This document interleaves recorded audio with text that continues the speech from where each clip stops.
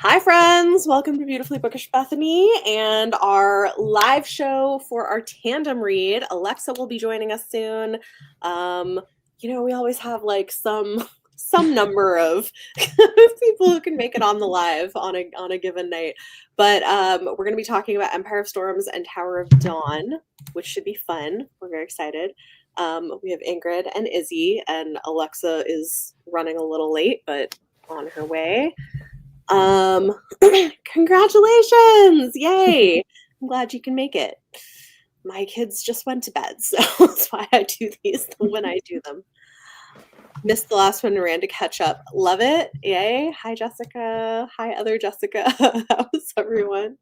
Okay, so how did we do? Was this a reread for everybody? Yeah. Yeah. Okay. Have we done tandem reads before? How did it go? Like, big picture. I hated it, kind of.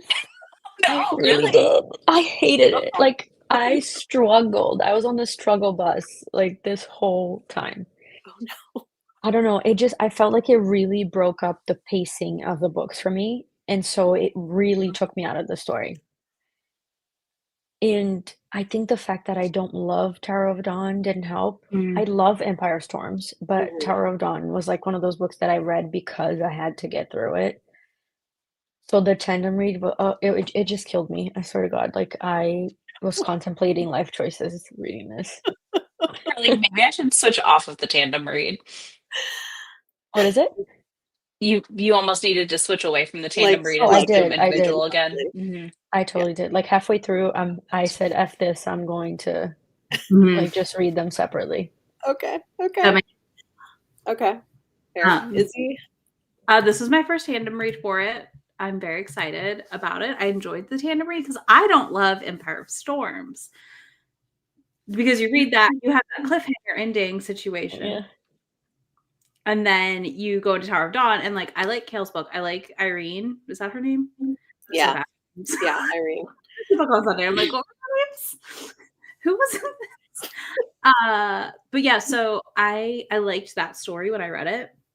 But again, the same issue because you're just sitting there with that in the back of your head. What happens at the end of Empire of Storms? Yeah. So I felt like the tandem read fixed that problem Mhm. where I was kind of able to enjoy both more and also get the kind of moments where in Tower of Dawn they're like, she wouldn't do that, and then she's doing that. Like those things were more enjoyable, I think. But I also kept not wanting to stop Tower of Dawn. Really? Because I just really liked the totally new the POV. Not a new POV, but like I think Tower of Dawn, the reason I love it is we just get time away from everyone else for a minute. And it's more of it's more of a romance than any of the other ones are. Yeah. It is more of a romance. Yeah. I love Tower of Dawn too. It's probably my favorite. And I feel similarly where Empire of Storms is not my favorite. And so I love that we have, hey Alexa. I love that we have different opinions on this though. I think it's gonna make for an interesting conversation. But yeah, like I also actually I think had a better time with the tandem read than separately. I also liked kind of seeing what was happening as we went and then having the endings kind of meet up. So yeah, but I had a great time. But that's good. I'm Alexa, glad. Ingrid was not a fan of the tandem read. Yeah. And doesn't really like Tower of Dawn, so ended up just reading them separately halfway through. I will say that this made me, because when I first read Tower of Dawn, and this is my only ever reread of Tower of Dawn, I hated Chaol with a passion. Like you're not the only person I know who said that. Yeah. Yeah. So this read actually made me hate him a little less. Like, okay. So you just need to read it like 3 more times. We'll take it. And maybe I'll like it. Yeah. Yeah, I'll take it. Well, would you?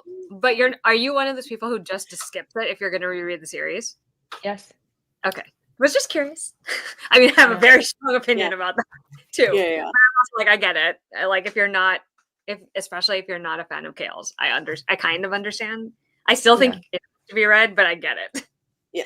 No, I mean, yeah, for the first time I read it, I definitely felt like you get some very important information from Tower of Dawn, right? Mhm. But I think just how, and I guess that's why I hate him less this time, is because I get why he's so like whiny and upset. Like he's hurt and he possibly is not gonna be able to walk.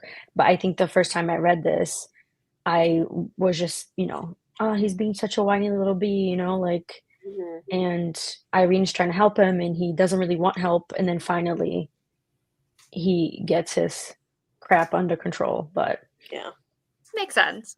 I think Yeah. it's hard if you don't like Chaol and all you really want is to find out what happens after the end of Empire of Storms. Mhm. Like I think the placement of this book makes it hard for some people too. Which Mhm. again, to Izzy's point, I like that the tandem read kind of solves Yeah. that. But Alexa, what was your experience with this? Had you done this? I've actually reread it both ways. I've reread it where it's just, each book one after the other. I've also done it in the tandem read more than once.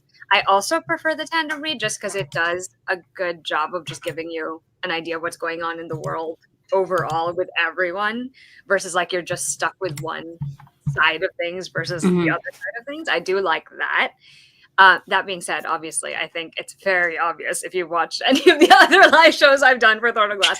I've always enjoyed Chaol as a character, even when I'm the first one to admit like he's being kind of an asshole. He's Mhm. he's acting very immature. Mhm. I don't know.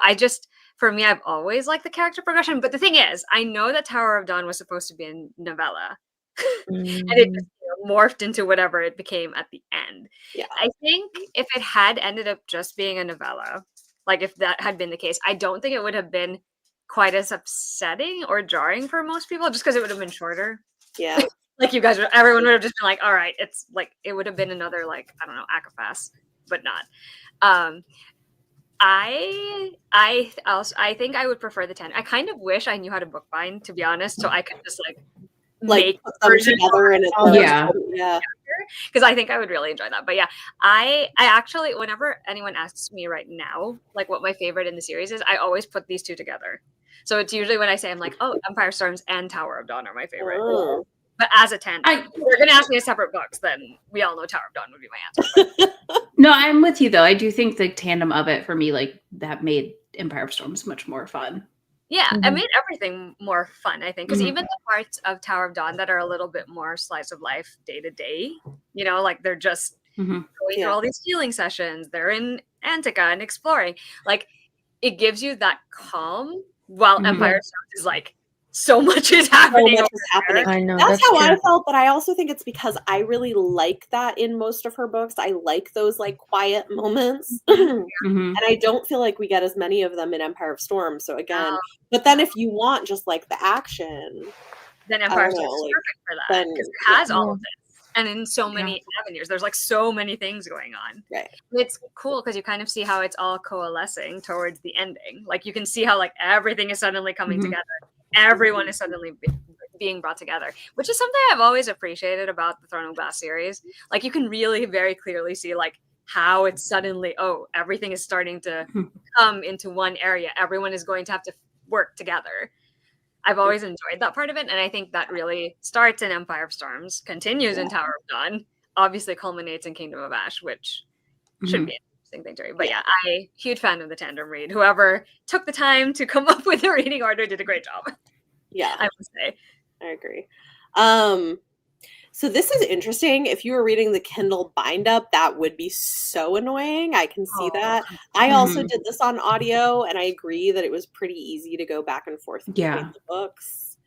So yeah, I could see that being frustrating. Yeah. Okay, liked the tandem read. Oh yeah, I mean it is really a romance. I like the romance too. Yeah. I do like the world in Tower of Dawn too. Like you learn about everything in Antica and stuff. That part I really enjoy. It's more, I guess I just never liked Chaol as a character, so I'm like, I do like Yrene too. Yeah. So question, why did you hate Chaol?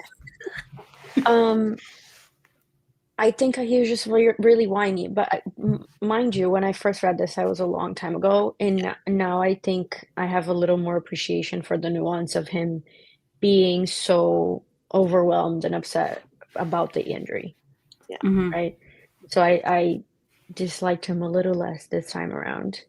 But I really disliked, I think, is it Air of Fire where he treats, well, no, not Air of Fire, book 2, Yeah. where he Mhm. treats Selena really badly. Like, Mhm. since then, that's when my dislike of Chaol comes around, because it seems like so out of the blue. Like, he's with her, he's backing her up, and then when he finds out that she's Fae is Yeah. when he, like, completely turns Mhm. on her, Yeah. and that was when my hate of Chaol started. Um, but yeah, I mean, I think he definitely gets a lot better in Air Fire for sure, like helping Dorian and stuff, but It takes and a then while. obviously this book, it does take a while. It takes him much longer than it takes Selena to come to terms with things. Like Yeah. they had Yeah. to Mhm. come to terms with, and he took Yeah. a lot longer. So I kind of understand. Like as much as I love Chaol, I get it. You know what I mean? Like Yeah. I get Yeah. some people Yeah, just yeah. find him very frustrating, So, yeah. completely like annoying to read out. But I think, like you said, it's really the nuance of it that kind of worked for me in the end, because Yeah. I like that she wasn't afraid to write this character in this way. Mhm. Like, because we could Yeah, have of just gone, course. we could have immediately been like, all right, after like half a book, I'm good, we're good. Like Yeah. I have accepted everything. But Right. being told what he was like, and like how much pride he took in his position and what he has been brought up, and that's where all his self-worth was. Like a lot of it builds into him having a very hard time adjusting to Oh yeah, for sure. her. And Yeah. I think that's Yeah. an interesting, if also frustrating, part of his story. But I've always found that part interesting, especially when he and Yrene are having the whole like push and pull of their particular things that they need to work through Yeah. in done. I've always found that their conversations and their interactions interesting, because it's all very introspective, like what they're doing, and it's Yeah. very, it's therapy, both Mhm. physical and emotional for both of them. Which I kind of liked that the way it was handled, that it's like there wasn't an easy quick fix to anything. Yeah. It was like slow and painful therapy of like slowly trying things and figuring out how to get mobility back, and that even at the end it wasn't, Guaranteed. like it wasn't perfect. Like we're still dealing with like a sort of disability where even though it's like a magical way, you're gonna have good days and bad days. Oh yeah. So Who gave him a Mhm. chronic condition is basically what it is. basically, right? Yeah. Yeah. But yeah, I enjoyed it. I do like all the world building, because even in Empire of Storms, you get some extra things that are new-ish, or things that you didn't really put too much thought into, and then suddenly they're bigger. Like the whole thing with the Mycenians, for example, that's like not a thing until it's a thing. Do you know what I mean? Yeah. You don't really think too hard about that until she's like, "I'm gonna make it a thing." Mhm. And so I like that too. Like I said, it's fun because it's like everything is suddenly heading towards a culmination point. And she Yeah. gives you so many fun encounters, like both good and bad. Like there's like for me, Empire of Storms has some of the scenes where I'm really like, I remember the first time I read them so clearly because they were so vivid. The entire time the battle is happening, Mhm. especially when Lysandra comes in to it. Mhm. I remember I was like, the first time I had read that entire sequence, I was like, wow, this is so intense. This is what I Yeah. want to be reading. Like Mhm. I want stakes. I want to see how high these stakes are. And it's just so satisfying because it's like the way everything is described and how it's drawn out just a little bit for like certain parts for dramatic effect. I really enjoyed that because I will say that it is kind of jarring to go from that to Tower of Dawn space, because they do have their fair share of like encounters and like moments, Mhm. but not quite like that. Yeah. You know what I mean? It's not quite as I guess large scale in a sense as it is in Empire of Storms, where you're clearly seeing all these very epic scenes already, and then suddenly Right. you're back. So I kind of understand the jarring thing, which is why I think the tandem read works so well to balance it out and give you a little bit more of both. Yes, it's so good. It's like watching It is. a Pirates of the Caribbean. I don't really want to use Pirates of the Caribbean as an example, but that's the first thing that comes to mind, because it's that same energy of like they're fighting on the ship. It You is. know? No, it is though. It's that energy, like battles, like adventure, all the things. Mhm. So fun. It's just so fun. Ingrid, what do you love about Empire Storms? I like Elide and Lorcan for sure. That's one of my Mhm. favorite parts of Empire Storms. I do like the action, and I like the stuff that we find out from Elena. Is it Elena and Gavin? Like that's Mhm. this book is where it starts to like tie everything in. And the first time I read it, I didn't catch it, but when she hears that she has the mark of what's his name? The one that Nameless, Yes. mark of the Nameless, and then she remembers that Baba Yellowlegs told her that Nameless is my price, and that's when she realized. Like the first time I read this, I didn't put two and two together. That's when she realizes that she's going to be Yes. for Yes. like to make whatever happen needs to happen with the keys. It's like her life. Yeah. And she realizes that, and I think the first time I read this, I didn't put two and two together, but I think that's why what happens at the end of the book happens, right? She lets herself basically be taken Yeah. to save her friends, and then she's like, here is this army, like you guys figure it out now. Yeah. And it just kills me. Like that ending kills me. Yeah. It is a rough ending. It always is. kind of makes me mad It's because I remember so reading it when I had to wait, Yes, because when I it know, came me out, too. you're waiting for so long Yeah. to find out what happens. That was and I hard. was so mad. I love this comparison. The tandem read is giving the same energy as cutting between the Battle of Helm's Deep and the Fangorn Forest. Yes, I think that is an excellent comparison to what it's like. That's great. Yeah, man. Yeah, the ending of Empire of Storms is a lot but the book is also doing a lot of like sort of putting all the pieces in place for Kingdom of Ash. So we're sort of like setting the board up and giving us all the information and putting people where they need to go for how the ending is going to happen and come together, which is probably also part of why it's not my favorite book in the series, because it is a lot of just like moving chess pieces on the board. There is more to it than that, but those are never my favorite books, I feel like. But yeah, Lorcan and Elide are great. I love Elide, and I think their dynamic is really interesting. I mean, I agree with that. Elide is actually one of those characters that when I first read the series, like I already liked her a lot, but then I think when I kept rereading it, like she became a character that I loved so much more. Like every single time I read it, I'm just like, I love Elide. Like I do. I think she's great. I think the fact that she has literally gone through all of this, has nothing entirely special in terms of ability the way everyone else does. You know, like everyone is a little bit overpowered in some way. And she's literally one of the only people who is not.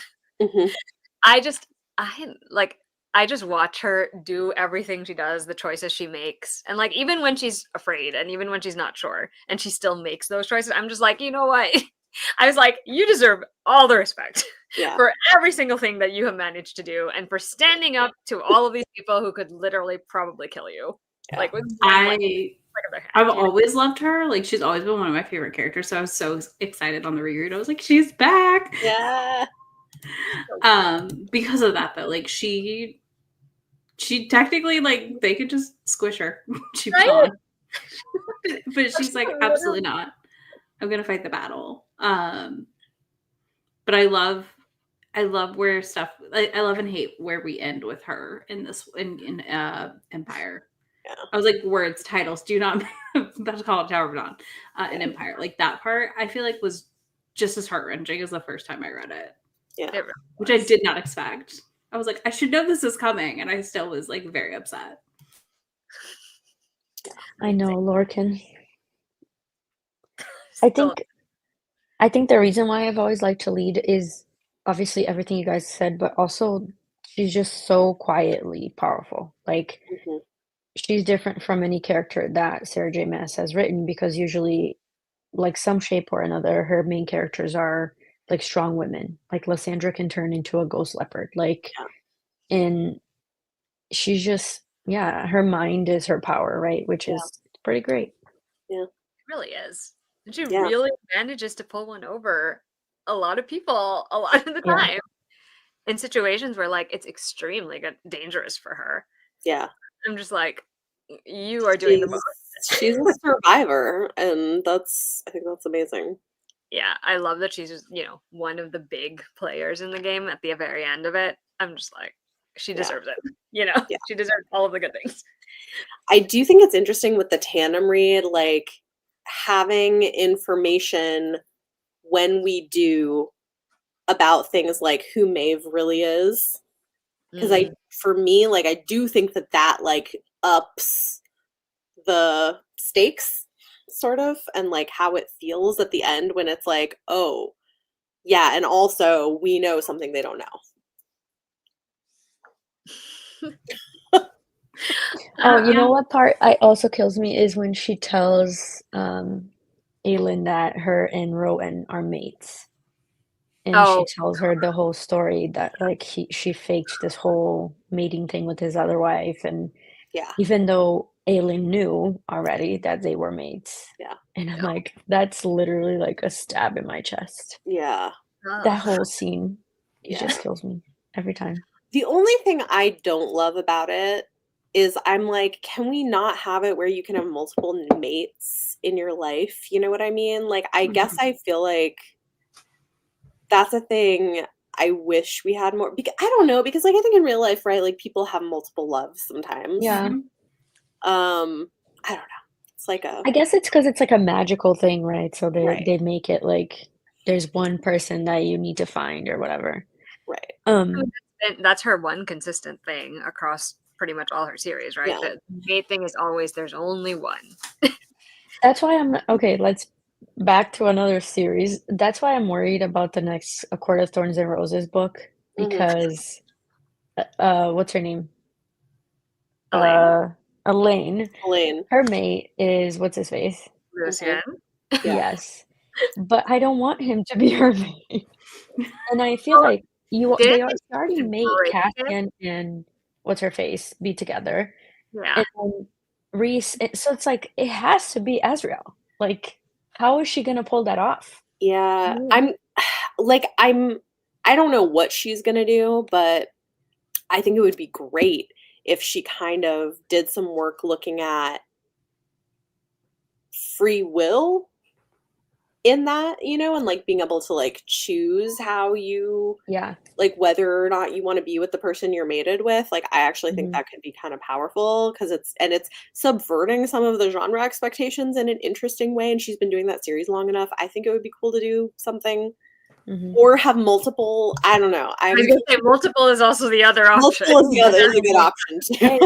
I mean, we got that whole tease about like a threesome that like didn't really pan out. Oh yeah, there was that whole thing. You're right. Silver Flames. Well, because it didn't make sense for those characters. I know. But like, don't she might do it with some other things and not deliver. Okay. I know, right? We'll see. We'll see. I mean, we'll find out, right? How it goes. Yeah. I like this. When is that coming out? Do you guys know? No, she hasn't announced it yet. Okay. The theory is like early 2026 is what people are thinking. God. So long. So far. I know. But yeah, that's kind of what the whispers are saying, that we're thinking probably it's going to be like early 2026. I hope it's true.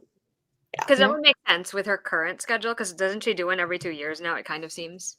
More or less, I would say. Yeah, she's also had a lot going on. She's been like moving multiple times. Seems like it too. Her show officially got canceled. Yeah. Yeah, I saw that too. And they moved to Florida a few months ago, I guess. I think so, yeah. Yeah. From what I've seen. Yeah, that's interesting. It'll happen. I don't remember this. I didn't catch that, but maybe. I don't remember. Jessica thinks Azriel is a red herring. Maybe. I don't know. I think she's gonna do something interest. Did I I say want this her to do before? something. Did I tell you like the theory I heard someone say that I was like, ooh, that would be interesting if she did What is that? it? Is I heard somebody had the theory that she was going to do a book that was sort of almost like a play on the Arthur Lancelot dynamic, Okay. which would be interesting. It would be interesting. I just want her to do justice for Az. Okay. I know. I love Azrael, so I just need his story to be good. Yeah. Me Specifically. too. Well, because he's the one that's also like the most quiet of them all, so I feel like he could basically do anything, right? Like He has I enough feel like that you could yeah, just pull things Yeah. out of there. We'll see. yeah. Yeah, Yeah. I don't know what she's going to do. It'll be interesting. Well, and he Um, also used to be in love with. I keep forgetting everyone's name. I'm Ryan? tired, guys. Ryan? Yes. a lot of names. The other friend. Yeah. Yeah, the other friend. Yeah. And I wonder how she's gonna like play that in there too. Yeah, I'm curious about that too. But speaking of mates, so the point I was going to get at actually was she kind of technically already did the other thing where you could have more than one love of in your life, but she did it with Selena and Ayla. We've talked about this. Like she's done it with that prior to even this whole mate thing. So I do think, like at least she's already explored it somewhere else. I don't know if she would do. I think it would make more sense for her to do the exploring different versions of this whole mate bond in Acotar, just because it's like it fits in that world a little better. Yeah. Plus, the stakes of the Throne of Glass series have always like there has been romance, but that hasn't been the main state. You know what I mean? Like that's Right. not It's more fantasy than just romance. Yeah.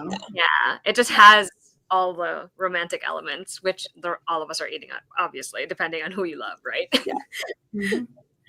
Speaking of romance, have you guys talked about Manon and Dorian yet? We have not No. talked about Manon at No. all. Because I was like, I had to stop because I'm like, romance, and we have not Yeah. talked about this too. Yeah. That's the next pairing to discuss. I feel like. I love it. I love Manon and I love the dynamic.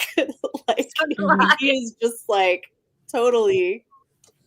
I've always loved Manon to begin with. But, like, I especially enjoy her in this, like in Empire of Storms, because watching her interact with everyone, given like what she now knows and all of these things that have happened to her, it's just so fun to try to see her. Like she's like this witch who's been around for a year, like many years, and now she has to figure things out. So she's stumbling around here, like, what do I do now? Yeah.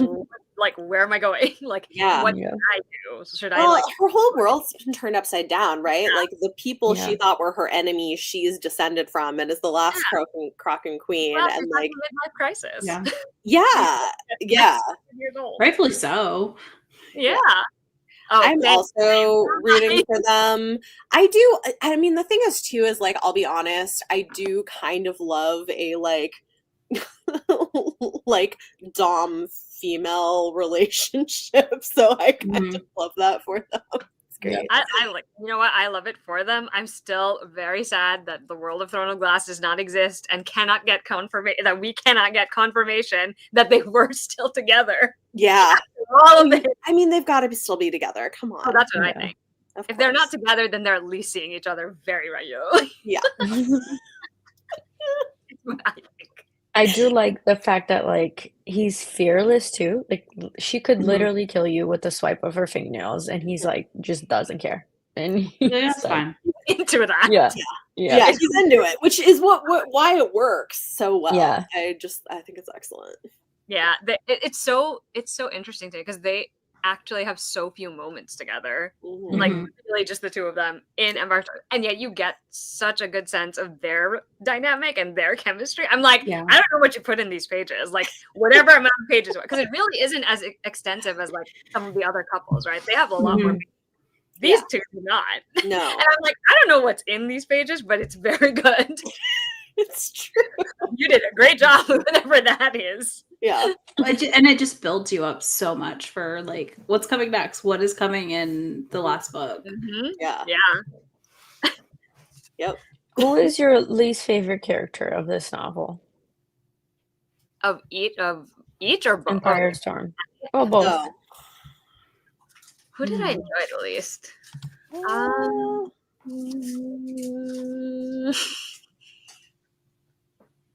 trying to think because I'm like trying to think of the. Well, I've not always. I used to be a bigger Alien fan. I'm kind of less an Alien fan now. Yeah. And like not even in a completely like I will write him off completely way. Just in a like he irritates me a lot more.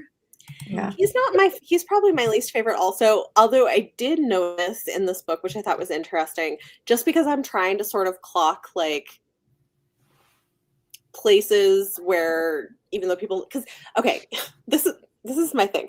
For this whole reread, right? Like I went into it, 'cause, the big thing people always say is like Sarah doesn't write diversely. And so like I kind of had that in my head and I've been like surprised at how much diversity there is in side characters. So like Adion is bisexual, which we find out in this book. Oh yeah. Canonically. So like that I think is interesting. And so I feel like I've just been like clocking all of those things. And like, which actually another thing we should talk about, although we can talk about Adion first, but what's her name? I can't think of it. From Tower of Dawn, who accompanies Chaol. Nesryn. We need to talk about Nesryn too. Oh, we're going to. But I think she's also interesting too, as somebody who is, like a person of color and an immigrant where she lives, dealing with that. Like, I just think she is also like an interesting side character where they're dealing with things. Anyway, this is the thing that I feel like I've taken a lot away from with the reread of like, people say that, but I don't think it's true. Like her main characters aren't, which is fine. I don't know that I want her to be writing like main characters who are super diverse, but like, I don't know. Yeah, that's interesting. Yeah. I didn't love the royalty stuff in Tower of Dawn. I don't always love that bit, like the dynamics with them. I don't dislike them, but like most of the scenes, I mean, I didn't mind Nesryn's like the prince that she was with, but like the rest of them, I was like, this is just annoying. This is just not my thing. I'm not here for this. Take me back to my romance. Like eating it up, give it to me. See, I'm not taking back my romance. So they're kind of probably my least favorite, but like they're still essential to the story. It's that thing where I was like, I don't know that I dislike anybody that severely that I was like, ugh, get me out of here. Yeah, same. It's like they were just the things that I could feel. They're like minor irritants, you know what I mean? Like they make me itchy, but like they're fine, you know what I mean? I'll deal. Yeah. But I agree with you. I actually, in Tower of Dawn, I would say most of the royal siblings, with the exception of Sartak, like the other siblings, like sometimes I'm like, really? Yeah. Please stop. I was mostly so annoyed at what's his name who just like could not take no for an answer. Oh, the one who was into Yrene. Oh my god. Yeah. I was like, dude. I know. He was annoying. Like that's where I lumped them all together. Like he was annoying at times. The one princess was annoying at times. The sister. The one who sister. Yeah. Like I was just like, why are y'all bickering like this over who gets the crown? Like, why do you want it that badly? I would be like, no, thank you. No, right? Seriously. Especially if you have to sacrifice your siblings. No. Yeah. Sorry. Yeah. This I think is hard. I don't know that I want people to populate their world with diverse characters, but I don't know that I want people who feel uncomfortable doing it to write main characters who are not their experience. Does that make sense? Yeah, I agree. Yeah, because when it does happen, I feel like people criticize it too, right? They'll say like it wasn't well done and she shouldn't be writing outside of her. Right. And not that you can't. Like I think there are people who can do it, but I think you have to like really know what you're doing. And be sensitive about it too, I think. Also, that too. Which is hard. Like that's gonna require a lot of it also requires a lot of confidence in your ability to get the information or the experience from someone else who's like good research, but also willingness to take critical feedback. Because the other thing that I've heard behind the scenes that's kind of a problem is that there are authors who do it, who get sensitivity readers and then ignore everything they say. And so they can be like, oh yeah, I had a sensitivity reader, but like they won't actually take the feedback. And that's a problem. Yeah. Then why did you even try, if that makes sense? Yeah. I don't know. It's passion or whatever. I don't remember how to say his name. I was trying to remember what his name was. Took me a second. Exactly. This is what I mean. Like it was too much. It was too many people. That's fair. I like for me it was fine, but I read a lot of fantasy and I like court Yeah. politics. So I was good with Mhm. that. But Yeah, I don't really remember the siblings' names except for Sartak and the sister who died, Tumalun, right? And then yeah, well, and then there was there was the sister that was pregnant and possessed, and then Duva. Duva. Okay, Duva. got yeah, I was like, and then there it was was a the, D name for that one. Who's the other sister? The one that's kind of pushy. what was her name? The I one that's liked her. lesbian. Yes, that one. Yes, But I don't yes. remember what her name is. I forget her name too. Yeah, I don't remember, but I like her. I think she's interesting. Yeah. There are times when I like her, and then there are times when I'm like, can you please not? Yeah. That's true. I'm like, you're being even when her partner is like, no. She's like, no, don't do it. Yeah. Is it Hafsa? Hassar? Hassar, Something like Literally, that? Googling, it's Hassar. I just pulled up the wiki. I was like, hold up, I'm gonna go find out for us. Thank you for everyone who's like, it began with an H. I'm like, that's the only Yeah. reason I remembered. Hmm. But you can tell how invested I was because I actually remember other people in Tower of Dawn a lot better Mhm. or a lot easier anyway. Yeah. I love how we always get like a creepy big library. Mhm. This is true. And I had also forgotten that they find that whole thing underground. I had two. I had totally forgotten that whole part, and I was like, oh my God. Like, and I don't know that we ever fully get as many answers to that history as I would like. So part of me feels like it would be really interesting if she went back and explored some of like what all of that is. I don't know. Could have been in World of Throne of Glass, but we'll never know. We'll never know. Can you tell? I think she's gonna write more Throne of Glass books though. Like, or I think she's gonna go back to that world.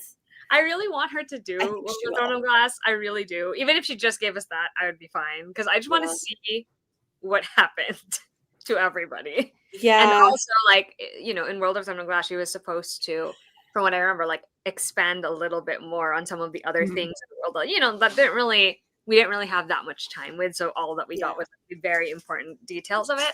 Right. I would have read all of the details. Do you know what I mean? I mean, yeah, honestly. Ugh. But I do like I think she's probably gonna write another Throne of Glass World series, but different and adults.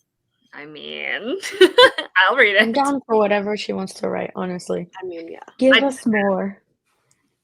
Yeah. Okay. All the Um, library stuff was your favorite. Yeah, running through the stacks with a candle. No, it's true.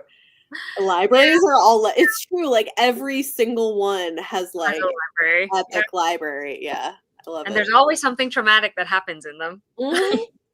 Every single time. Every I single know. I'm like, what happened to you in a library? They're like, what was your incident? Right.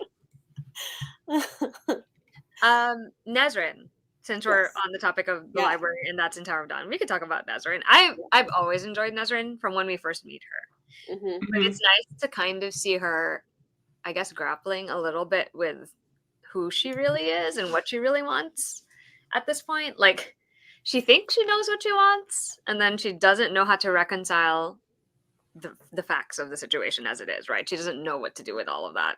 Yeah. And to be back Yeah. in this space that is part of her, but also not where she grew up. And not, like, you know what I mean? Like, she has her people here, Yeah. but she also obviously cares for a lot of people across, Yeah. like, across in the other continent. And I think Right. it's just interesting.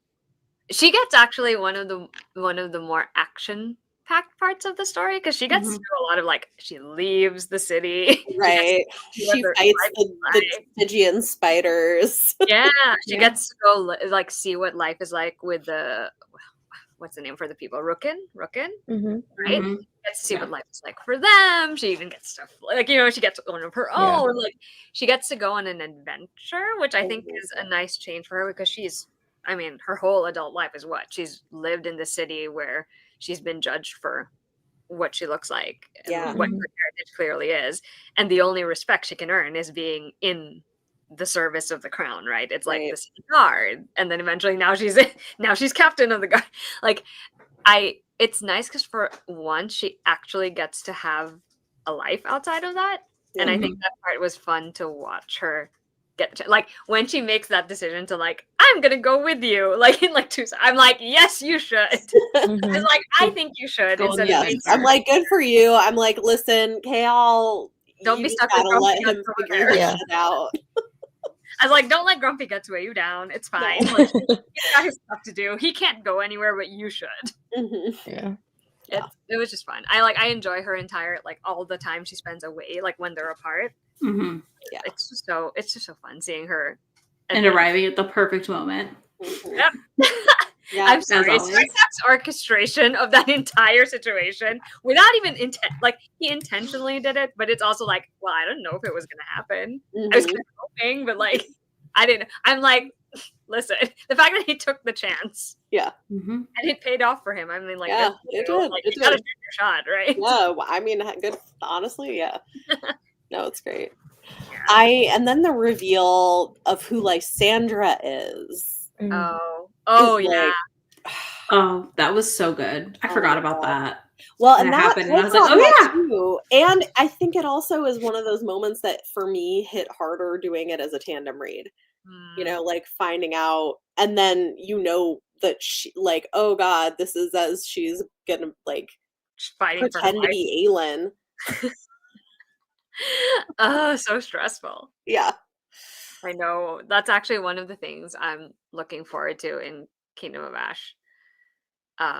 Just, watching that part of the story play out. Yeah. I feel like that's gonna.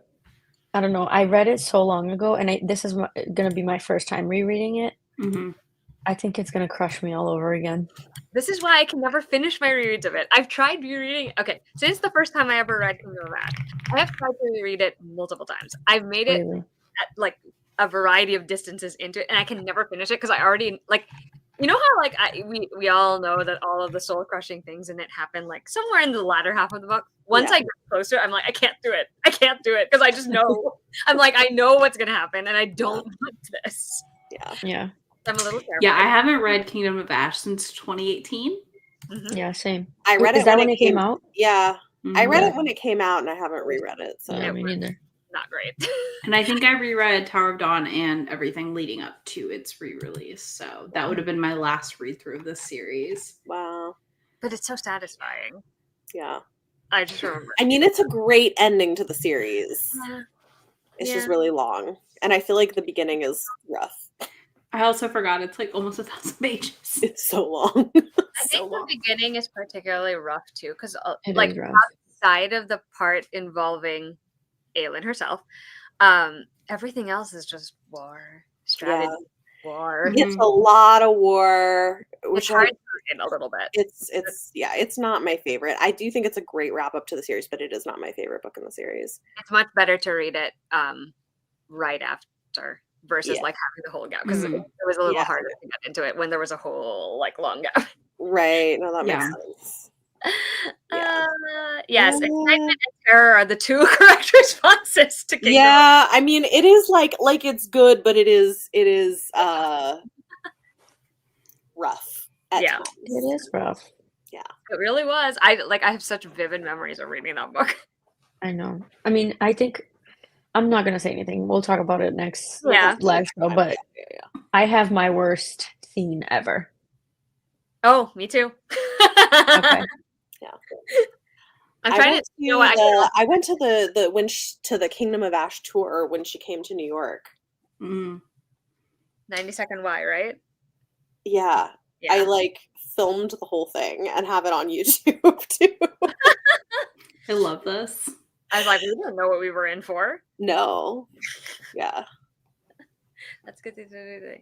Yeah. Yeah, well, because better like the whole before. beginning is Aelin in that thing. Mhm. Mm-hmm. So it's a lot. Yeah. Yes, you'll need some time for emotions. So yeah, I would. I'm like, I am planning on starting. I was waiting for the live show, and then I'm gonna start it. Yeah, I will be starting it probably like next week. Oh yeah. Yeah.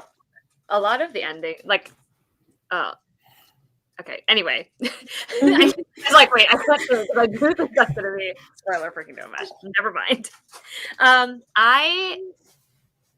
I think it's very clear anyway. I think it'll roll over better since we're reading it, so close Right, together. back to back, yeah. Yeah, because we already know that they're setting the stage for the big conflict, the big battle. So I think that's helpful in getting you into the flow of it. Yeah, no. So hard if as opposed to waiting like 2 years or something. Yeah, in between, so if you're picking it up cold, and then I think it was also it came out after Acotar, right?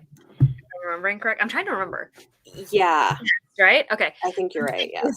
I feel like it was a long wait, and it was It's like you already had to deal with the battles in Acotar too.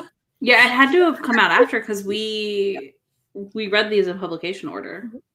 So I mean, it's not all entirely in publication order, but it's close to. Yeah. But it's hard because if you were reading it like that, like you read Acotar and then you read this one, it's like war over there, war over here. Yeah. It's war everywhere. Also, it's also just personally not something I enjoy reading a lot of. So I think that part was rough for me. Oh, that's good. It's a good conclusion too. Yeah. Although I'm excited to revisit Silver Flames. and it's going to be an interesting live show because I feel like it's such a controversial book. Like I loved it so much, but I enjoyed it. When I first read it, and I think that was the only time I read it. I thought it was my favorite of the Acotar books. It's my favorite of the Acotar books. It's apparently controversial to a lot of people. It is controversial. I know. I'm like, I also enjoy it. So I enjoyed it too, but I didn't I feel like Bethany, you love it. I didn't. I think I love it the most. I think so too. Like I felt very seen by it. Like I don't know. Like it hit me in a really emotional way too. Like it just I mean, that's how Tower of Dawn was for me when I read it the first time. I think, which is also another reason why I loved it. Yeah. just to sort of tie that into what we are discussing. Like that was my experience with Tower of Dawn. Yeah. And I think that's why it was so like for me from the beginning, from the first time I read it, I was already like a big fan of it. Even though like I do recall this. A friend reminded me of this today too. Like she had finished reading it before me and she did not like it because she did not like Chaol. So she was really like, she wanted me to read it, so I could talk about it. And I was like, when I was like, you do recall that I love Chaol, right? I was like, it's not like we're not gonna have the discussion that you want to have. Yeah. Like I will listen, but I don't think we're gonna agree. No. I mean, like, granted, I understand the point of view. Like, I get it. Yeah. But it's like for me, it's sometimes it's hard to hear when people are like, "Don't read it," and I'm like, "What are you talking about? Don't read it." Like, why would you not read it? It's so good. If you're not gonna read it, like on a reread, I get it, but you have to read it at least once. But you have to at least read it once because it's got so much important information. How do you leave it out of the series? I don't know. Yeah, it sets up too much for Kingdom of Ash. I feel like you'd be missing things, like not on a reread, like on a first read through. You would miss a lot. Similarly, you need to read Silver Flames if you're going to read Flame and Shadow. Yes. Yeah. I mean, like, unless you don't care about getting spoiled. Well, but also you won't even understand some of what happens. Yeah, that's true. Like, you kind of have to read Silver Flames if you're going to read Flame and Shadow, which also some people were, like, not wanting to do. Well, the thing is that I feel like if you didn't know this, like, if you hadn't read her entire world, when you get to House of Flame and Shadow, if you didn't read Acotar, you're like, what the heck is going on? Yeah. See, I haven't read House of Flame and Shadow, so now I'm curious. Oh, I looked at that book and I said, that needed the read along. And I was like, I guess I'm reading it. Yeah, you should. I mean, I liked Crescent City. I love the first one. Yes, I despised the second book. That's fair. I didn't really like the second book either. I loved the first one. Yeah, me too. I didn't really like the second one. The third one I liked. I didn't love it. I don't even know if I read book two. But I liked it. If I were going to rank them, the first is my favorite. The third is probably my second favorite. And then, like, the second book is there. I think it was better on a reread, the second book. I think I liked it a little bit. But I think it's because my expectations had been adjusted. Yeah. Yeah, I'm hoping I'm do better on a reread because I have not reread it. I've only reread the first one. just I knew what I was going into with it already, which I think helped a lot. The first book I liked even better on a reread. The first book is just, it really holds up. That one is the one that I'm like, I've read it 3 times and I'm like, it still holds. Like, I still get emotional at the end, even though I know exactly where it's going. I'm like, oh, it was so This good. is really interesting, Jessica, that you love Flame and Shadow even without knowing the Yeah. references from Silver's Flames. So Interesting. I hope that I like Crescent City more on a reread. I feel like I will appreciate it more, like knowing everything that we know. Yeah. You know what I realized on, and this isn't true for the whole series, but I realized on my reread of the first book, House of Earth and Blood, it's a murder mystery. Like, it's set up as and structured like a murder mystery, which is interesting because that's not something she's done a lot of before. But I think if you go into it knowing that, maybe it helps. I don't know, with the pacing. I think so. And I think that's also the difference with the other series, right? Because it's like a lot of the action is them investigating and then like what they're doing day to day. And that's and like and in typical Sarah J Maas fashion, in the last 100 pages, you get all of this action. Yeah. Well, I mean, she suffers from not being edited enough at times. Yes. And I will always feel that way. Her books are just, I don't know that Crescent City needed to be as long as it was. You know what I mean? Like, I don't know that these books in that series really needed to have quite the length they have. Necessarily. Yeah, I think like it's not like huge, but like I do feel like there are things that could be, even in Throne of Glass, or just little bits that could have been taken out and you wouldn't have mattered. Potentially, you know. But she definitely is somebody that just like doesn't get edited really, I feel like. So I think that's especially true with Crescent City, actually. Yeah. But like especially in Crescent City, I don't think those books are like, I think they're like copy edited, like line edits and stuff, but I don't think they're like forced to be pared down in any capacity. Not significantly, no.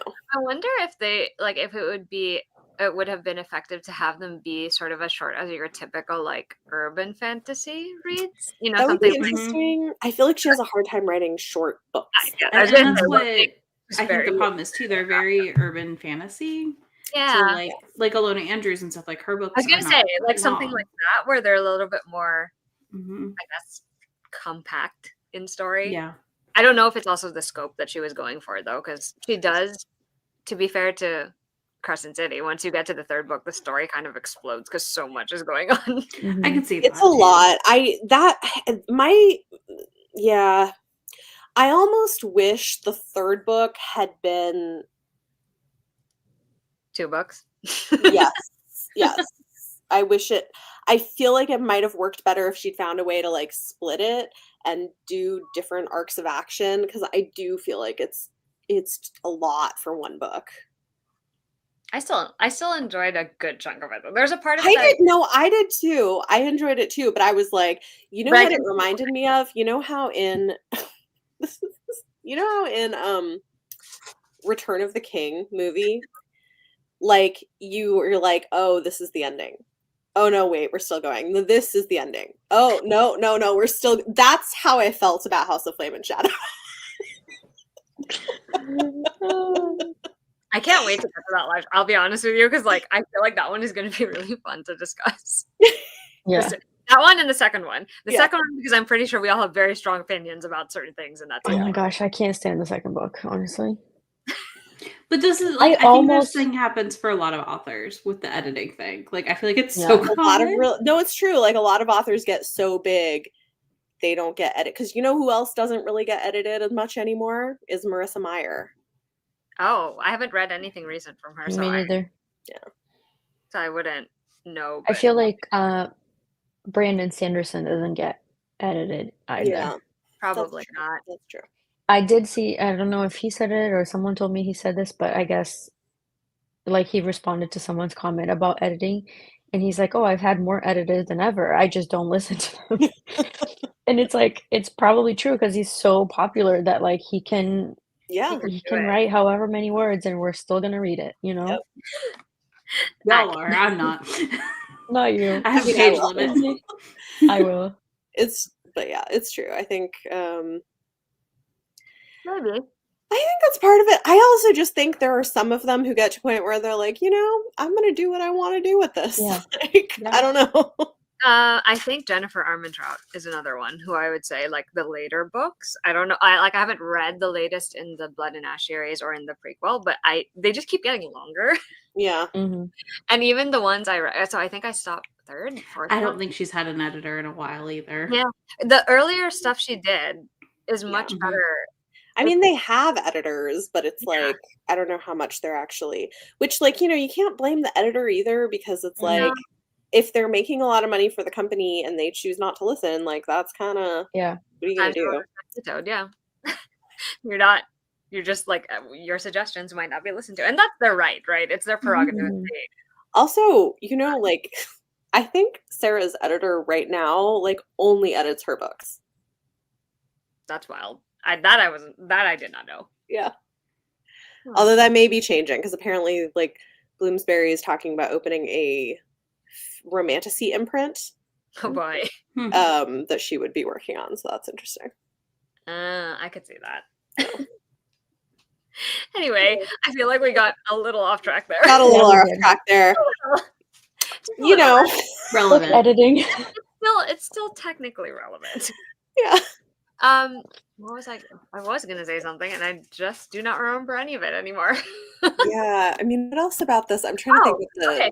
I know we talked about Chaol, and I know we talked about Chaol and Yrene, but can we just talk about Yrene by herself?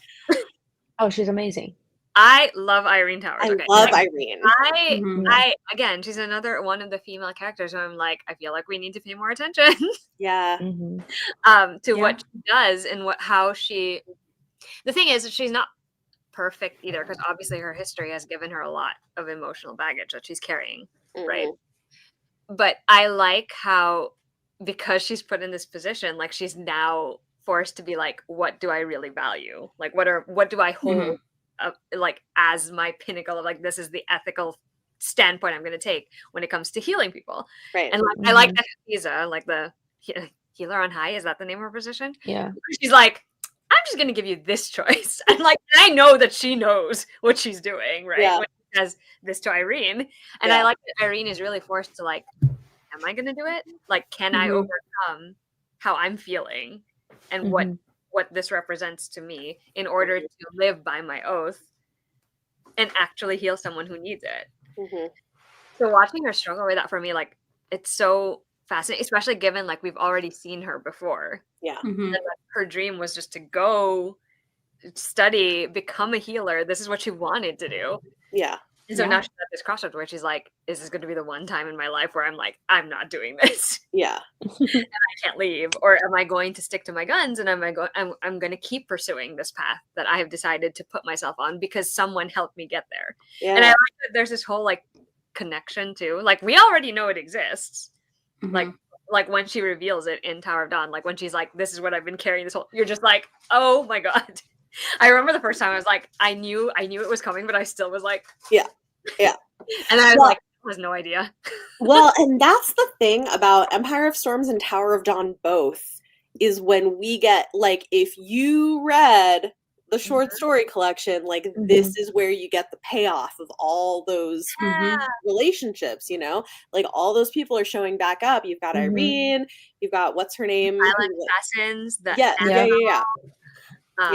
Yeah, they're all there. They're all there and coming to fight, so I think that is really satisfying as a payoff if you read the Assassin's that's Blade. true.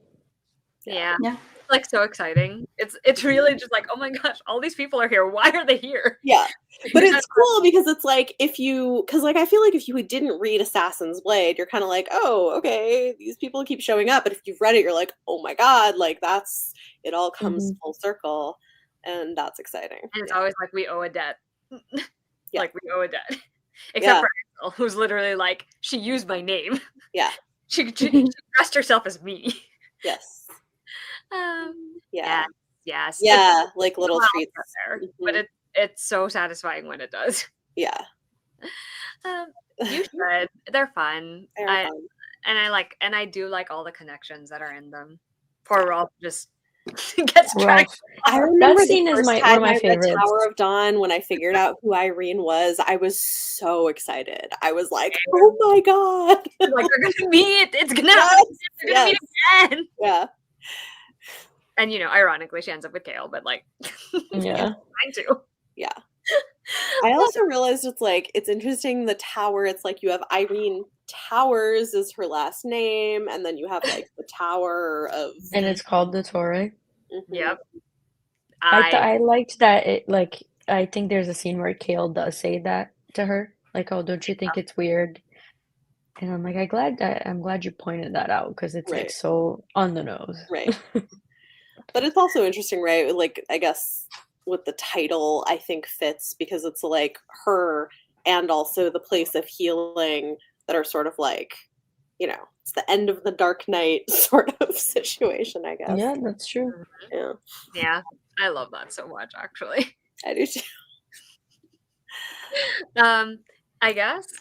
Yeah, I just also love that Yrene also has these relationships with the other healers where she's kind of like a mentor almost to the younger ones, and obviously friends with some of the other. But I really like watching her also in her own right, just like she has this authority. Mhm. And I love that. I love that she's able to navigate that. Like you see that part of her life as well as like how her relationship is with this royal family. Yeah. I just like seeing her entire dynamic with every single person. It's so satisfying. And that she did continue to like teach self-defense skills to I all love of the that, yes. young women. I love that too. I love that. Yeah. Yeah, no, she like finally does at the very end, and he's like, he sees it, and he's like, oh. He's like, wait a second. But I think it's good that it didn't happen till the end because it would change the dynamic. Agreed. So I also feel like that it was like the right point for that to happen. No, that's true because they had to make their relationship had to form without any sort of like random connection like that. Mm-hmm. I think it was better off in that sense. Yeah. I guess the other thing that I'm just like we should also talk about is like whatever we might have noticed that connects it to the other theories. Oh my gosh. Because I feel like Tower of Dawn in particular, I was like, why? We talk about a lot of doorways. There's so many mention of doorways. Yes. Yeah. I was literally like, how did I not like? I guess because obviously I had no idea we were gonna have all these connections eventually. Right. And I was like, wow, she mentions doorways a lot. Yes. A lot. I was like, I did not realize how many times. Yeah. There's some sort of doorway or gate or into other worlds. Yeah, no, there's so much of like creatures and beings and whatever like coming in from other worlds and like forgotten history of communication and like realm to another sort of like even like genetic stuff happening where they're trying to like seed seed genetics that would be resistant to the what's the word, the villains. The Vogue? The Vogue, yeah, the Vogue. Yeah, thank you. I'm like, the word was not coming to me. But yeah, like there's so much interesting stuff we find out that was going on that it's like, okay. The Tower of Dawn book like really makes me think that it's not just my thought. I'm sure other people had the same thought, but it really makes me think that what I think is a connection is the case. Okay. But I don't know if I can see it here. Well, is it you haven't read House of Flame and Shadow, right? Yeah, it's fine though. Okay. I'll forget by the time we get there. That's a lot of faith in my memory. So I don't know if I mentioned this, but I do think that the Vogue are like from hell, from the Crescent City world. Okay. And the Stygian spiders makes me think it even more because like Maeve was Maeve was a queen in her world, right? And then she finds Aurelia and she moves with her maidens, which are the spiders. But there's like so much mention of hell and their monsters in Crescent City that makes me think that it's like they're the same sort of like worldly creatures, right? Like that's definitely possible. And then they only mention 3 princes or kings, right? Or the one that was married to Maeve, Yeah. Orcus, something else, and the one that was still stuck in Aurelia. And then we meet the other princes in Crescent City. And they only mention a couple, like 3 of them also. Yeah. Actually, But yeah. if you That go with actually the makes sense. That's a good theory. Yeah. if you go with the lore of like hell, right? Yeah. Like there's like what is it Usually Mhm. 7 Mhm. layers of hell. So I think so far we've met like 3, right? Or yeah. 3 and Well, 3 in Crescent City. 3 and 3 and 4. 4. So 7. There you 4 go. because she was married. Aw. Yes. That's actually that part I did not think of, but I didn't put that quite makes together sense. either. That's I don't know. Maybe I'm just making this crap up, No, right? I Like we're think gonna that's a read good it and we're like, theory. oh no, you were Honestly, totally wrong. I think it's a really good theory. But It's a good theory, though. I do think that it could be that. And I feel like the next books that we get in whatever series, right? Like Court of Thorns and Roses, in that series, because they kind of are together in this whole thing. So I wonder if she's gonna step away from trying to connect them and just like have Ezreal's story. But I feel like even in A Court of Silver Flames, we got so much like background information too. Mm, So true. I think it's gonna That's stay a good connected. theory, actually. We'll see. That'll be That's very interesting. interesting. Yeah. Now I'm like, oh, that's a good theory. It is a really good theory. Yeah, Yes. I like this. I do too. What was the I'm other? gonna stick with it. We'll see. Yeah. Stick with it. I also feel like there's like a couple of sentences here and there where I'm kind of like it feels very Valaris because the way they describe things, especially in Tower of Dawn, there are quite a few descriptions where it's like it shone like the night sky. The blade was the metal was shining like it was imbued with starlight, and I'm like, are we are we referring? That's I'm never sure if we're referencing or if we just love using that. She just uses so many. She uses it a yeah, lot. yeah. And I'm She like, does. it's very, I don't know. We don't know anymore. We don't know. That's really interesting, though. I don't know. I mean, I feel like there's we know there's definitely crossover between Throne of Glass and the Crescent City world. Yeah. Right? Like we know that there were Fae that went over there from the Tower of Dawn world at some point. But then the question is, right, we also know now there's these like ancient Fae that did some kind of a breeding program, right? In this other area, could that be connected to the Acotar series? Maybe. It's just like there's so many possible connections. I just the other thing that I finally put together that I had forgotten about, is who is it can do it's like winnowing. Oh, yes, I have Fenris. that in Fenris. I was like, the way it's described is like it's winnowing. Oh shoot, I didn't even think of that. Yeah. Yes, it is. Yeah. Which I mean, like they're not as powerful. Yeah. So it's like, that's shorter distances. Series, isn't it? Is what? Isn't it common? It's common on all 3 series, right? Because we have it here. It's in Acotar. Yeah. And then is it in Hosab? Bryce is training with what's his face? I can't even remember. I think you're right. So so there is like a bloodline. Wants to get engaged to her. Yeah, there must be some ancient bloodline that connects all of them. I think so, which makes me wonder if it's those ancient Fae that did the breeding program. If that was one of the things that they left behind. Yeah. Did they come from the world of Acotar? I don't know. Like that's really because I remember thinking when I read Crescent City that her brother, I forget his name, we didn't say it, Rune. He like the description sounded like Reese. Did you guys remember thinking that too? Yeah, I did. So that makes sense with what you're saying because I was like, wait, is she just getting lazy or like what's going on here? No, like he sounds like Reese, but like no. I think there is like a shared bloodline that they're descended from. There has to be. Isn't that crazy? Like, I feel like House of Flame and Shadow made me realize that nothing that she writes is by chance. Right. Like, No, she was able to connect every little thing. Yeah. That's That's why when I read it, it was like so epic. I was like, Yeah. holy crap.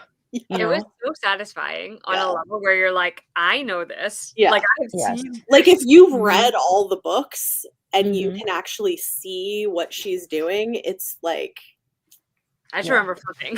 Yeah. There's a particular part where I remember very clearly when we get to it, I'm sure we'll talk about it. But I just remember so clearly that, oh my God. I was like, I never thought that this would come up again. And it did. So, fun times. yeah. Yeah. Which is actually, it's interesting because that happens within series for her. Like it happened Mhm. in the last, like the further you get, Yeah. you see all these connections. In Acotar, Mhm. same thing. Mhm. Flame and Shadow is just ultimately even more satisfying, given that it's not just the series connections. You're Yeah. also like the world connection. Yeah. You're like, Yeah. why is this all tying together all of a sudden? Yeah. Mhm. It's interesting because I think she's doing something really similar to what Sanderson does with his Cosmere stuff. Yeah. But I feel like because it's more romance heavy and she's a Mhm. woman, she doesn't get the same kind of Yes. like, Like expectations. People, I feel like Mhm. even me, like it's not like I have anything against her, but I didn't expect this amount of like world building and world connection. Yeah. I mean, I Same. don't think. I wonder how. Like, I mean, I don't know how much when she wrote, obviously, Throne of Glass and all that. Like, was she planning, and how much like did she write into this now that she pulled? You know what I mean? Into the other books. That's what I would love to know. Yeah. Because that would be interesting. I mean, I do know anecdotally that it was planned from pretty early on in the Mhm. Throne of Glass series that there was going to be a connection. And she's pretty.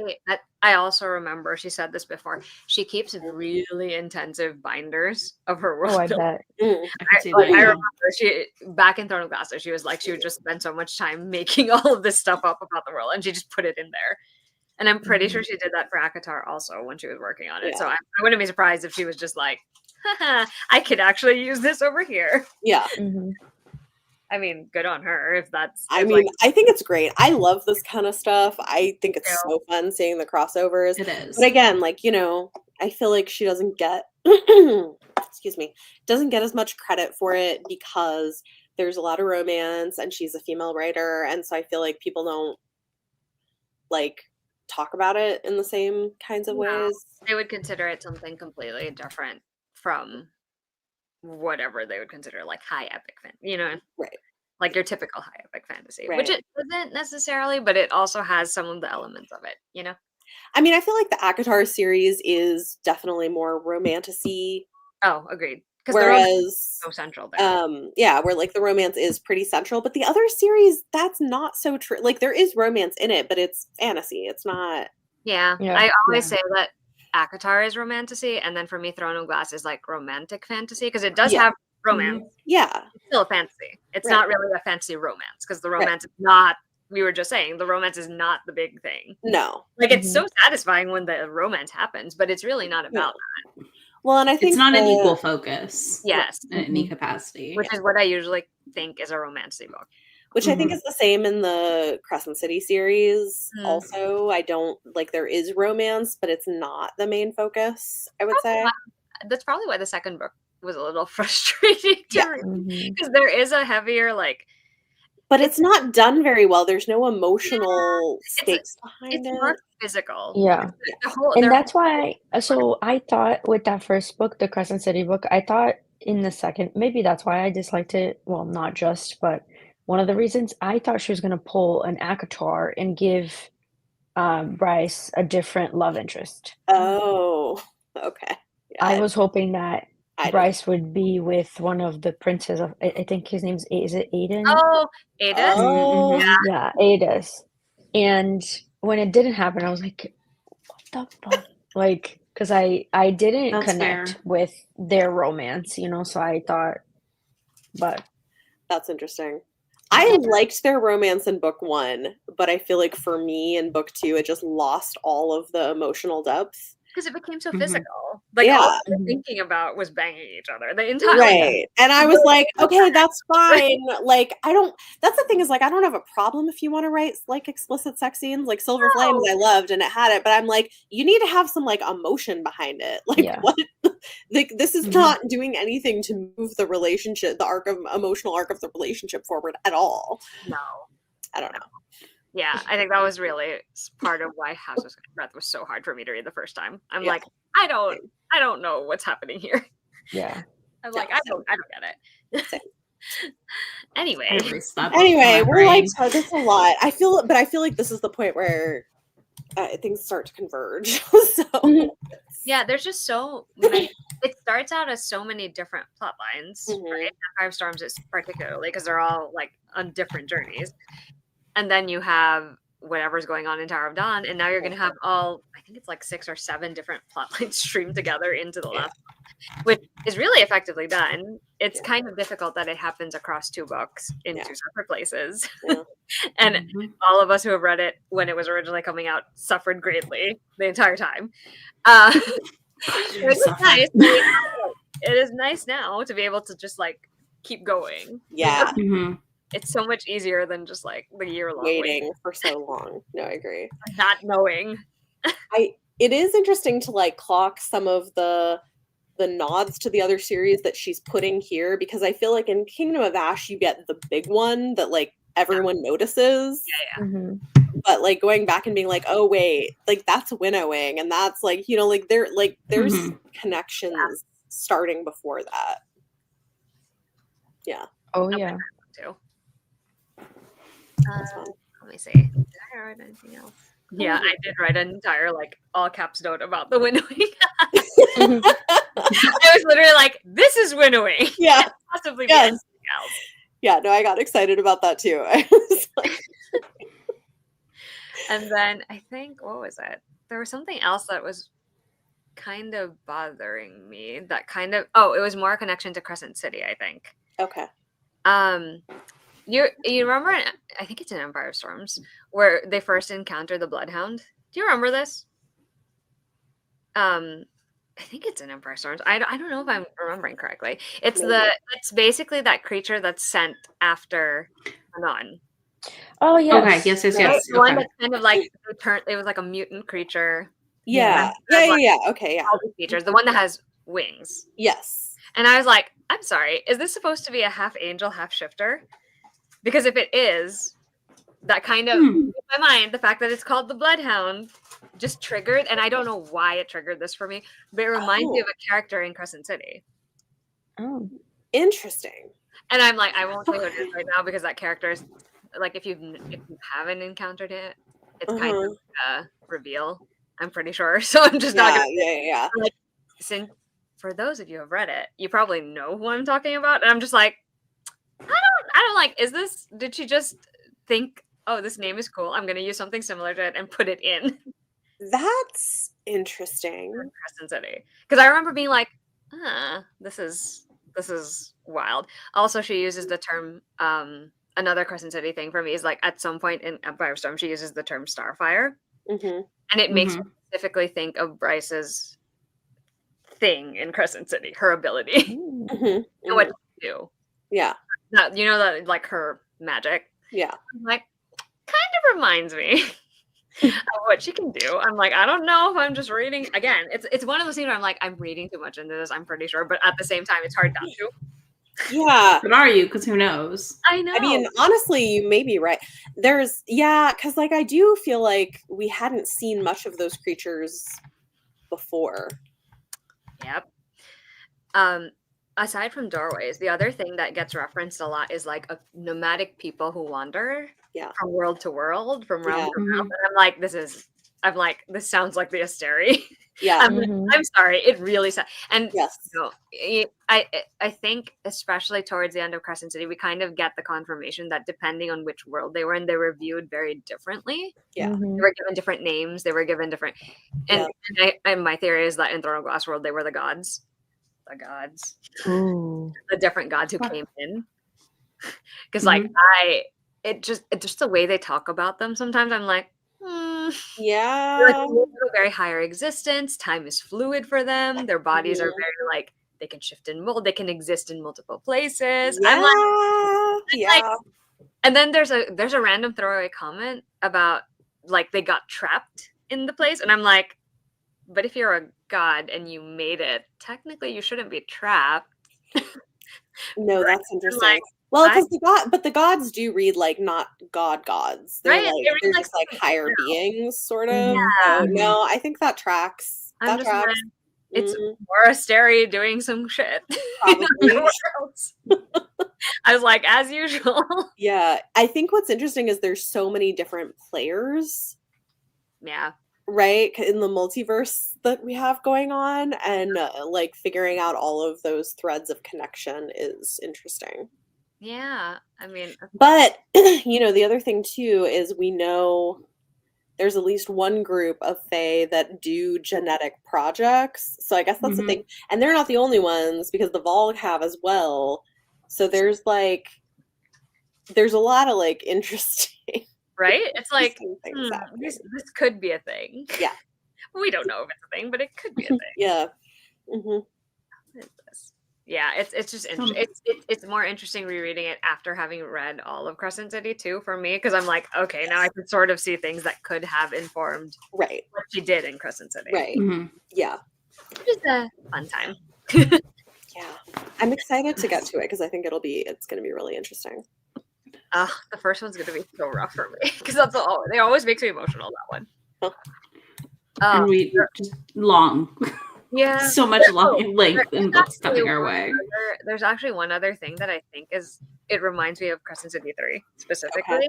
And this one's definitely a spoiler. Like Okay. this one's like a major one. But Oh. you know what happens at the end of Tower of Dawn? How they save Chaol? Yeah. Mhm. It reminds me of what happens at the end of Crescent City 3 with Bryce. Huh. I can't. If I say the word, then it's gonna Yeah. be Yeah. you know how That's they link up. Yes. It reminds me of that because it's kind of a similar Very interesting. vibe. It's a similar energy because it Mhm. requires the same thing in order to Right. accomplish what they need to Right. pull someone in. That's very I'm interesting. like, and I didn't notice it because I didn't know how things Right. Yeah. turn out, and then I'm like, oh, Huh. they're not the same, but they're Yeah. also kind of similar. Yeah. So I was like, this is interesting. I'm like, I did not know you were going to do that, but okay. Sometimes. So this is what I had fun doing, mind you, because I've read Tower of Dawn quite a few times. So I'm like, and Empire of Storm. So I'm like, let me just look for all these connections. No, I love it. I love that you were doing that because that's what's fun about this. Yeah. I know. I can't do it with Kingdom of Ash though. That's the only one where I can guarantee you I probably will not have that on my mind. That's fair. I'm gonna try to keep an eye out for stuff. I don't know. We'll see. It'll be easier because at least it's just one book and you're not tandem reading. Right. That's True. But also rougher because it's Kingdom of Ash. Yeah. That's true. Okay. Man. Interesting. Well, this was fun. Any final thoughts from anyone? Abraxas is still the best. What? Abraxos. Oh yes. Abraxas is always the best. Absolutely. I like his arrival, like with Manon. Like he just shows up with the ship No. right there. I was like, you choosing this as the safe place is a choice. You know what? Your instincts are not incorrect. Right. Yeah. I was like, it just makes me laugh because it kind of makes me compare him to Toothless and How to Train Your Dragon. Oh yeah. Very similar energy where he's like, Mhm. I think I know what's best. I'm just gonna drop you over there. I'm like, they'll take care of you. It'll be fine. Yeah. I basically envision Abraxas as a Toothless of sorts. Right? So. That's actually the same, especially because of how you see him rolling around in the flowers. I'm like, this is just Toothless behavior. It's just Toothless behavior. That's all. But yeah, random thing I had to mention because Abraxas. Love it. Of course. I love it. Well, we will be back next month to discuss Kingdom of Ash. So sometime in late March. We're already like halfway through the read along. Well, I yeah. feel Yeah. like now. Wow. It ends in August, so I know. So quick. yeah. I mean, it feels so quick, but we've read so much actually. Now that, now that I'm really thinking about it. Yeah, we have a lot of pages. Although April will be fun because we're doing Catwoman Soul Stealer. I've never reread that. I've never actually read it. Same. I like it. It was better than I thought it was going to be, because I'm not very. How do I explain this? Okay, it's not that I didn't think it was going to be good, Yeah. but it was also like I'm just not a big Catwoman. Yeah, Mhm. So in my mind, I'm like, the reason I'm reading it is obviously because she wrote it. right. You know what I mean? Yeah, And then yeah, it turned out that I actually quite enjoyed it. So I mean, honestly, same. Although I feel like that's part of the issue is I think maybe people who are big fans of Catwoman like it less. I'm not as familiar with. I think that seems to be true. And I'm I think not it's fair. Like if you're used to a certain kind of Catwoman or a certain, I guess a certain way she's written, then maybe it wouldn't be for you. Because I think a lot of people felt the same way about the other books in that DC thing that they did. Because like even the way that the other authors did Batman, Wonder Woman, it was also very different from what they are. Yeah. Especially for like characters that have had movies. Do you know what I mean? Like you've seen them in a movie and you have some idea of them because they're teenage versions of themselves in these books. I liked all of that. Like I actually quite enjoyed the 3 I've read. I have not read the Superman one. I didn't read that one either, but the 3 that I read I really liked too. So I was really surprised, I'll be honest, because I was like, this is not going to be my thing, and it turned out I was like, I was wrong about that. Well, but I like all 3 of the authors they picked. Yeah, and they did a good job. Yeah, they did. No, so I think that'll be fun. Catwoman Soul Stealer. That'll be like a little bit of something very different that is not connected to this universe for a month. You don't know that for sure. What if we read it in a day? Good point. Who knows? Who can say? Catwoman can show up at any moment in any of her books. You know what actually would be really amazing is if we clock a connection in Catwoman Soul Stealer. Like some random like throwaway thing. Right? Like that would be fun. literally be like, this is so fun. I would be very impressed if she managed to squeeze one. I would too, actually. I'd be very excited about that. That would be fun. But yeah, so that'll be good. And it'll be a good break after Kingdom of Ash, which I'm sure is going to be a time. So we'll get like a little light break and a short book. I think it's like the shortest book that's not a novella that she's written, practically. Yes, that's on true. the shorter side. So. And then we're back to very long books. Yes, for a few months. It'll be fine. It'll be a good time. It'll be good. All right. Well, thanks, everybody. Have a good night, and we will see you for Kingdom of Ash in March. Bye.